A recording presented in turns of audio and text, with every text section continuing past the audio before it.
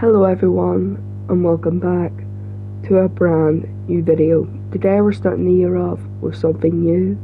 We're going to be talking about dark stories. The first one is called Something is Eating My Neighbours.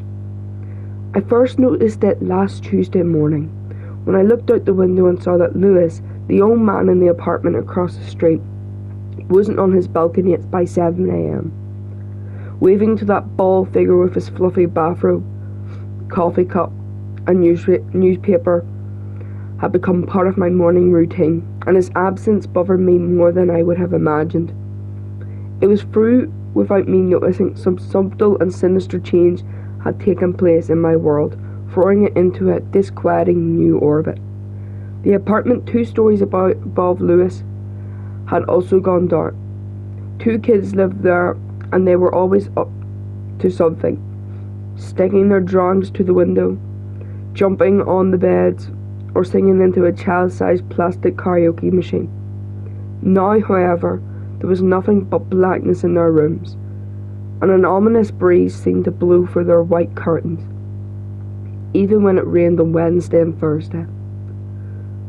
No one bothered to close the windows.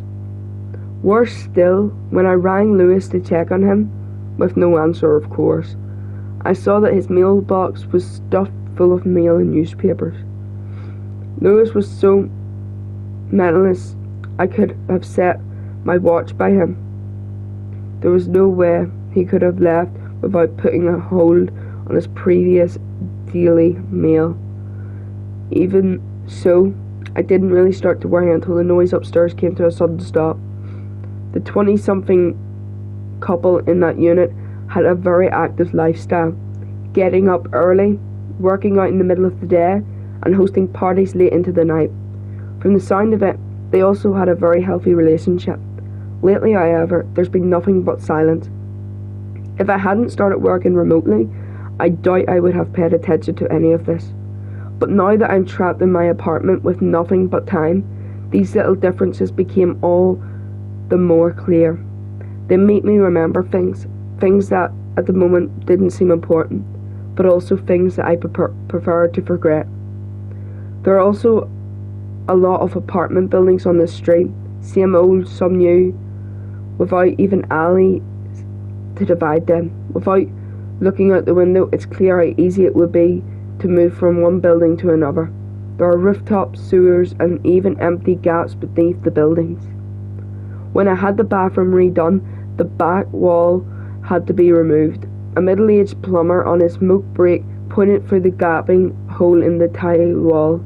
The circle of pink insulation around it made the black pit in my wall look like a toothless mouth.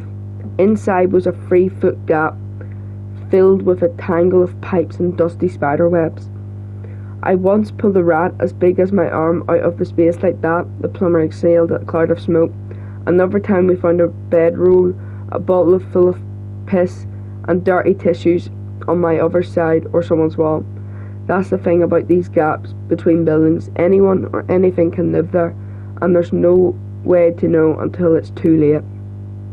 At the time, I thought that about to retire plumber was just having a laugh at the expense of the remote young yippie who couldn't stick 2 pipes together to save his life. But as more and more apartments around me fell into a dark, dead silence, I wasn't so sure. They couldn't all be on vacation. I used to enjoy taking showers at night, but lately I found myself pressing my ear to the wet tile wall, listening for sounds behind the wall or inside the pipes. And when I dream, my dreams are of falling through that tight, lightless space between the walls. Millions of people live in this city, all strangers to one another.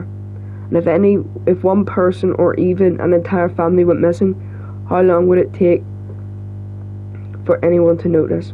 If several went missing all at once, how long would it take the unfound, overworked authorities to recognise a pattern? Weeks? Months? Even longer? 3 nights ago, I woke up to a sudden crash from below. My eyes snapped open.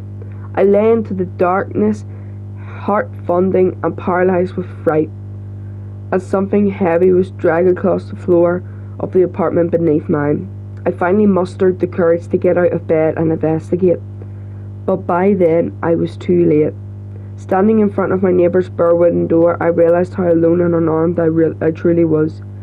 "Annie," I whispered my downstairs neighbour's name, but there was no response. A few hours later, after the sun came up, this time I tried again. I was about to give up when I remembered that I'd watered Annie's plants for a month while she was on vacation. She told me to keep the spare key. It was probably still in my kitchen drawer. I knocked, rang, and made every other sound I could think of before entering her apartment. I knew full well that what I was doing was probably illegal, and definitely an invasion of privacy. Annie's apartment smelled faintly of marjoram and mint oil, just as I remembered, but I couldn't shake the feeling that there was another odour hiding under those familiar scents, something foul and reptilian. The blinds were drawn and flies buzzed around a half-eaten bowl of soup on the kitchen table. A knocked-over chair lay on the floor beside it. "Annie?" I tried again. My neighbour's jackets and shoes were all in their places. Water dripped from the washcloth in her shower. It was like she had never left the apartment, and yet my eyes were drawn to a large ventilation shaft in the bathroom wall. To my anxious mind, it looked like an empty eye socket, perhaps with something nameless staring out at me from the other side. The wall below it was discoloured somehow. I tiptoed closer through the gloomy apartment and reached out to touch it. The wall was slick with a slimy substance that emitted from some strange odour. The floor creaked behind me. "Ugh, what the hell do you think you're doing?" A woman who looked like a younger version of Annie stood in the doorway, her mouth open and shut. Annie's sister Ellen. She was already down in the cots. I looked down at the flashlight in my left hand and my hammer in my right. "I can explain," I pleaded. "I was just looking for Annie. I heard a weird noise last night, and then, when she didn't answer the door, I thought..." My voice trailed off. Ellen glared at me speculatively, with her thumb frozen above the call button. With one hand on her hip, she slowly lowered her phone. "You touch anything?" Ellen said. "What? No, I just..." "Good. I was supposed to meet Amy for lunch, but she never showed, and my sister would die before she'd miss an appointment." "I hope not, but given the circumstances, I kept my mouth shut." Ellen opened the blinds and rummaged through her sister's things while I did my best to describe what I heard. "I don't get it," Ellen frowned. "Her wallet, phone, keys, they're all here, unless Amy walked out of here in her PJs. She should be around here somewhere. But there's no sign of Amy, not under the bed, not on the balcony. She was just gone." After an awkward mid-hallway handshake, Ellen and I parted ways.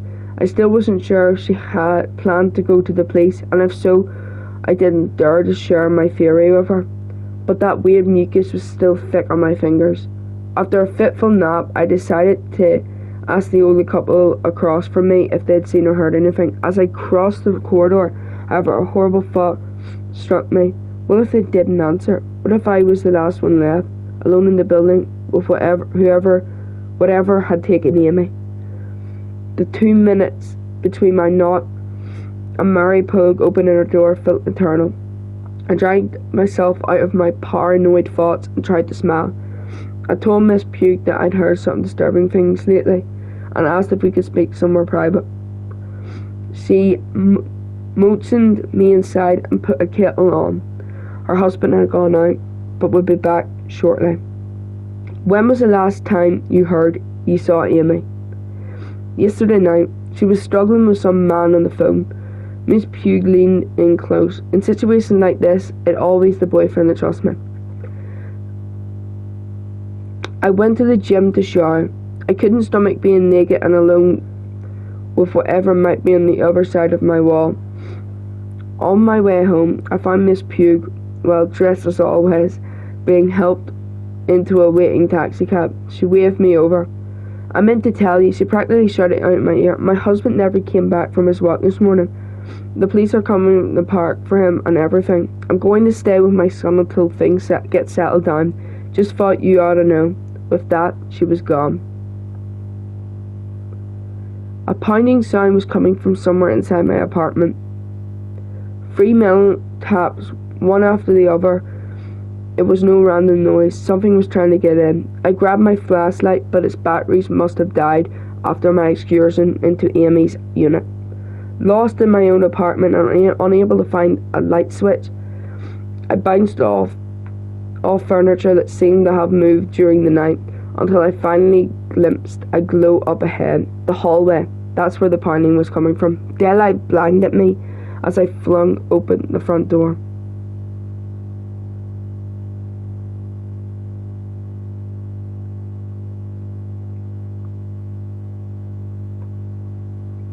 I'd seen enough. I retched all over the floor, but turned away from the puddle, immediately afraid of what or who I might have seen in it. "We're aware that you're a special case," Agent Wee was saying. "From what I felt very far away, and we know that it's not your fault. For beings like you, this is part of a natural cycle that occurs every 30 years or so. We're going to help you need, but there are crimes here that have been answered for. Lewis, the abuse, Rachel Kellerson and her 2 children, Tom and Luce, Jennifer Plum, Amy Martin and several others." "Wait," I held up a hand weakly. "Amy Martin? This can't be. I was in my apartment when she disappeared. I heard her." I fell silent as a groaning noise echoed through the pipes above us. "Fuck." Agent Loomis drew her pistol. "What?" Agent Galendo responded. "That means there are 2 of them." From the darkness of the ventilations shaft in my bedroom, a pair of glowing eyes stared out at me and grinned. The end. Thank you so much, everybody, for listening to this story. Goodbye.